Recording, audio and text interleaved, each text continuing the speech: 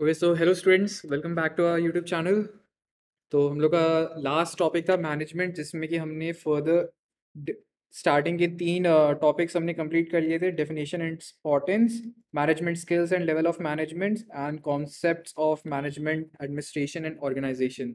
तो आज के वीडियो लेक्चर में हम कंप्लीट करेंगे इवोल्यूशन ऑफ मैनेजमेंट थॉट्स। ठीक है, तो प्रोसीड करते हैं। Evolution of management thought.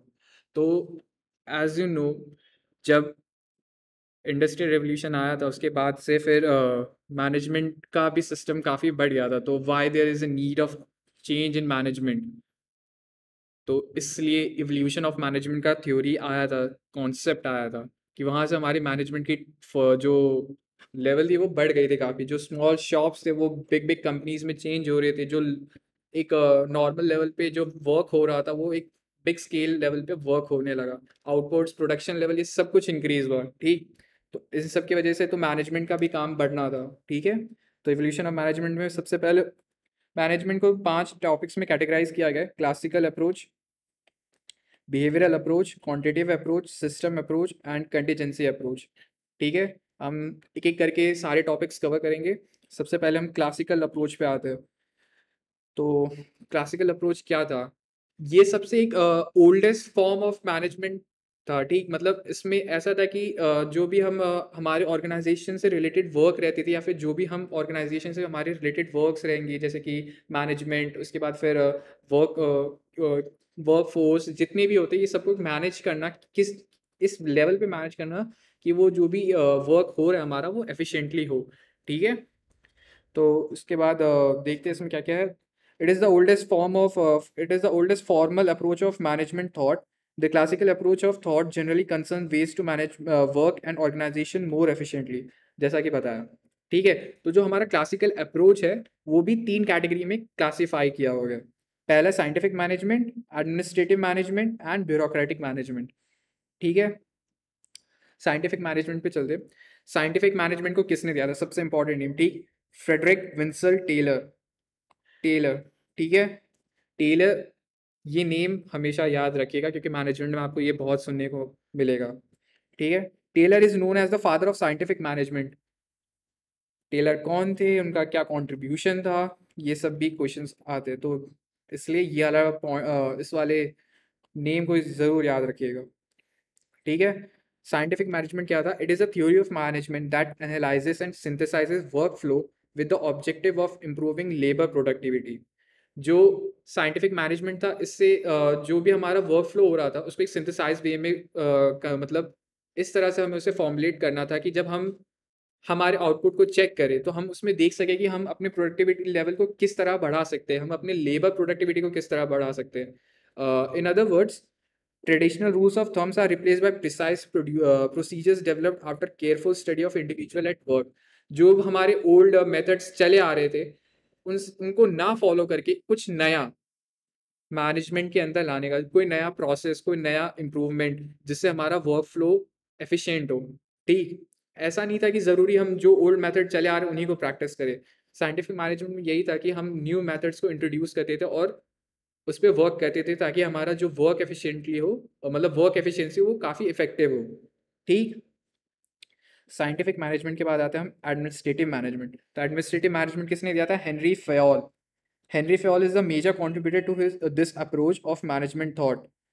जो नेम्स यहाँ पे लिखे हुए उससे प्लीज़ प्लीज़ याद रखिएगा क्योंकि ये सबसे ज़्यादा इंपॉर्टेंट नेम्स होते हैं। हेनरी फेयोल, फिर टेलर, देन मैक्स वेबर, ये सब बहुत सारे इंपॉर्टेंट नेम्स है। ठीक, administrative management, it deals largely with jobs at work at the individual level of analysis. Administrative management provides a more general theory of management।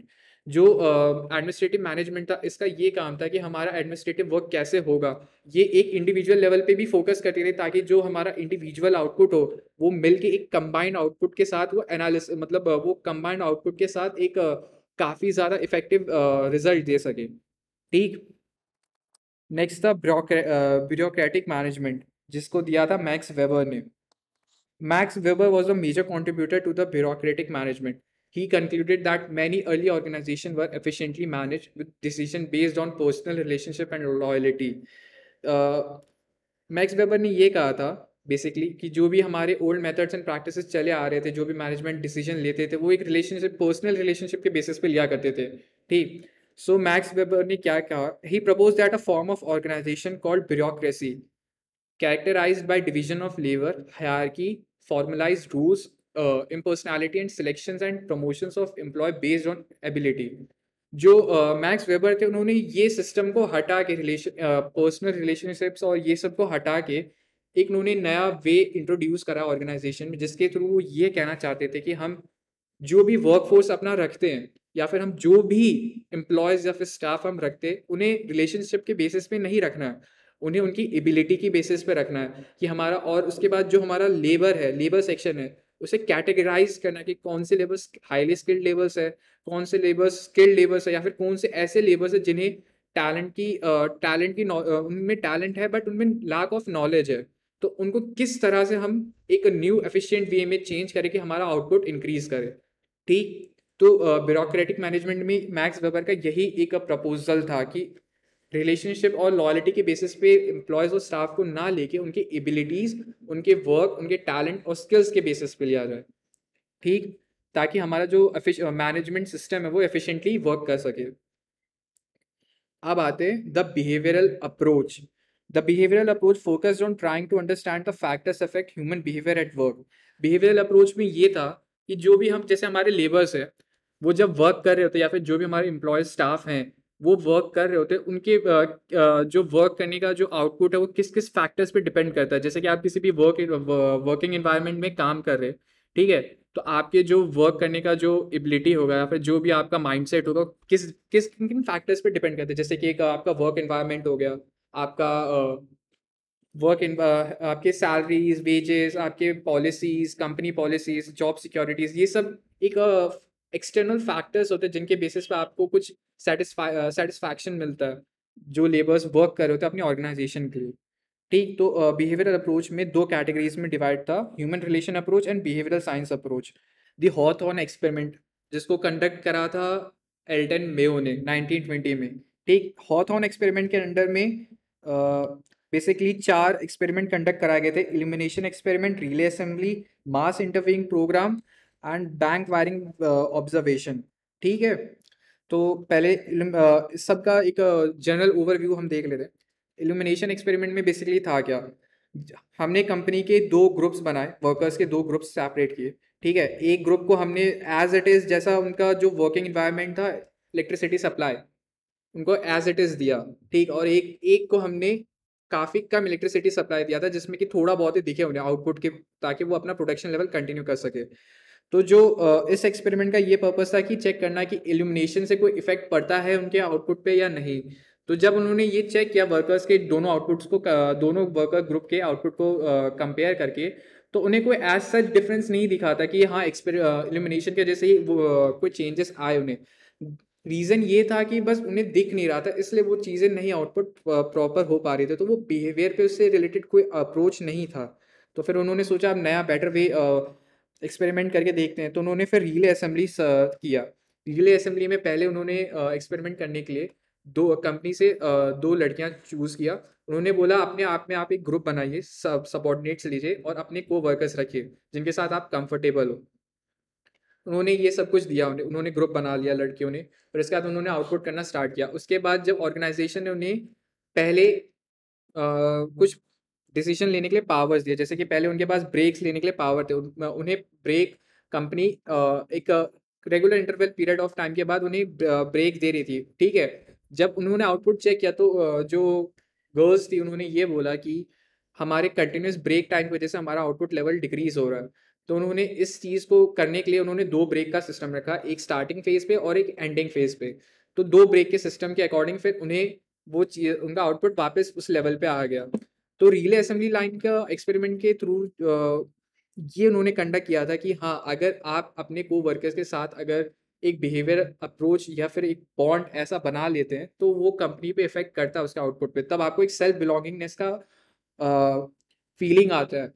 जब company ने girls को production level के लिए बनाने के लिए हर एक चीज़ के लिए पावर दे दी, तो उन्हें एक कंपनी के थ्रू वो मतलब कंपनी के थ्रू बिलोंगिंगनेस का भी फीलिंग आया। तो ये कहीं ना कहीं बिहेवियर पे उन्हें वो कर रहा था, इफेक्ट कर रहा था। तो ये हॉथॉर्न एक्सपेरिमेंट के स्टार्टिंग के दो जो थे, ये बिहेवियर पे डिपेंड कर रहे थे।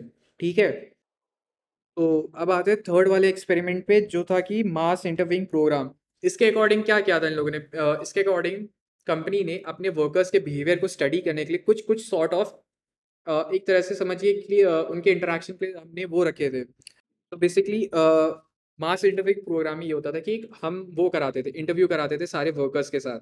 ठीक है, तो इस बेसिक में क्या था कि इंटरव्यूअर्स जो होते थे वो अपने एम्प्लॉयज़ और वर्कर्स से ऐसे क्वेश्चन पूछते थे जिसमें उन्हें हाँ या ना में जवाब देना होता था। ठीक, तो इससे उनके बिहेवियर के बारे में ज़्यादा उन्हें रिसर्चर्स को पता नहीं चल पा रहा था। तो रिसर्चर्स ने क्या किया, अब सोचा कि क्वेश्चंस के मोड बदले जाए। उन्हें एक ऐसा डिबेट, आर्ग्यूइंग या फिर कुछ ऐसे वर्ड्स में, मतलब ऐसे क्वेश्चन पूछे जा रहे हैं जहाँ पे वो कम्युनिकेट कर पाए उनसे। तो उसके थ्रू जो रिसर्चर्स थे वो अपने एम्प्लॉयज़ और अपने वर्कर्स के बिहेवियर को चेक करते थे कि वो क्या है, नहीं है। तो फिर जो रिसर्चर्स थे उन्होंने अपने एक्सपेरिमेंट के थ्रू ये कंडक्ट किया कि जो अगर हमारे एम्प्लॉयज़ और स्टाफ है, वो अगर वर्क कर रहे हैं, अगर वो अच्छे पोस्ट पे है, तो कहीं न कहीं वो अपने पोस्ट के अकॉर्डिंग अपनी कंपनी के लिए वो ज़्यादा अच्छा वर्क करेंगे। नहीं तो या तो इसका पूरा ही रिवर्स हो सकता है। ठीक है? तो डिपेंड ये करता है कि आप अपने वर्कर्स को किस तरह से आप कंपनी में पोस्ट दे रहे हैं, या फिर वर्कर का बिहेवियर किस तरह का है अपनी ऑर्गेनाइजेशन को लेके। ठीक है, तो मास इंटरव्यू प्रोग्राम के थ्रू हमें ये पता चला था। तो हमारा जो लास्ट हॉथॉर्न एक्सपेरिमेंट का जो था वो था बैंड वायरिंग ऑब्जर्वेशन। इसमें क्या किया था, बेसिकली इसमें छोटे छोटे ग्रुप्स बनाए गए, 14 लोगों के ग्रुप्स बनाए गए, जो कि जो मेल्स, जो 14 ग्रुप के जो वर्कर्स थे वो बैंक जो टर्मिनल्स था उस पर काम करते थे। ठीक है, तो उन्होंने जो बेसिकली आप ये समझिए कि जो हायर पोस्ट पे थे, वो उनसे कंपनी ये एक्सेप्ट करती थी कि वो तो अच्छा काम कर ही रहे, साथ ही साथ वो अपने लोअर सबऑर्डिनेट मेंबर्स को भी इस तरह से इन्फ्लुएंस करे कि वो बढ़ावा दे कि वो भी अच्छा काम करे अपनी कंपनी के लिए। ठीक है, पर जब ऐसा सबको लग रहा था रिसर्चर्स को कि ऐसा कुछ होगा, बट इसका जस्ट एग्जैक्ट अपोजिट हुआ। जो वर्कर्स थे वो ये सोचने लगे अपने आप में ही कि अगर हम आज अगर अपने सारे काम निपटा देंगे, अच्छे से कर देंगे, तो कहीं ना कहीं हमें अपने ग्रुप के वजह से बाहर भी कर सकते हैं। अगर जैसे कि हम अच्छा काम करें और हमारे सबऑर्डिनेट्स अच्छा काम नहीं कर रहे, तो उन्हें बाहर निकाल दे सकते हैं कंपनी वाले। तो इस एक सेल्फ बिलोंगिंग के फीलिंग के थ्रू, एक कंपनी, एक सोसाइटी बिहेवियर के थ्रू सबने ये डिसाइड किया कि हाँ, हम हमारे दिए गए स्टैंडर्ड्स और ऑब्जेक्टिव्स को कंप्लीट अभी नहीं करेंगे। वी विल टेक टाइम और हम इस चीज़ को एक अच्छे तरह से कंप्लीट करेंगे। तो जो एल्टन मेयो ने कुछ रिजल्ट्स दिए थे, जो कि ऐसा था कि उन्होंने कहा था कि सिर्फ जो वर्कर्स होते हैं वो उनकी इकोनॉमिक नीड्स नहीं होती, एक सेल्फ बिलोंग, एक सोशल नीड, एक सोसाइटी के थ्रू उनका बिहेवियर, ये सब कुछ पे फैक्टर्स पे डिपेंड करता है। ठीक है, तो हमारा जो हॉथॉर्न एक्सपेरिमेंट था यहाँ पे कंप्लीट होता है। अब आते हैं क्वांटिटेटिव अप्रोच पे।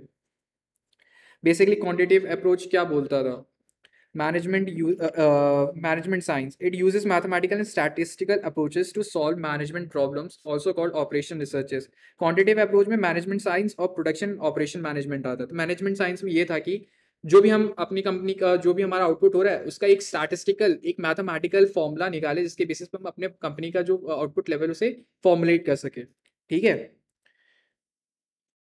ताकि जो कंपनी में मैनेजमेंट में प्रॉब्लम्स आ रहे हैं हम उसकी तरफ अप्रोच करें, उसको सॉल्व करने की कोशिश करें। ठीक है, अब आते हैं प्रोडक्शन ऑपरेशन मैनेजमेंट पे। This approach focuses on the operation and control of the production process that transform resources into finished goods and services. It emphasises productivity and quality of both manufacturing and service organisation.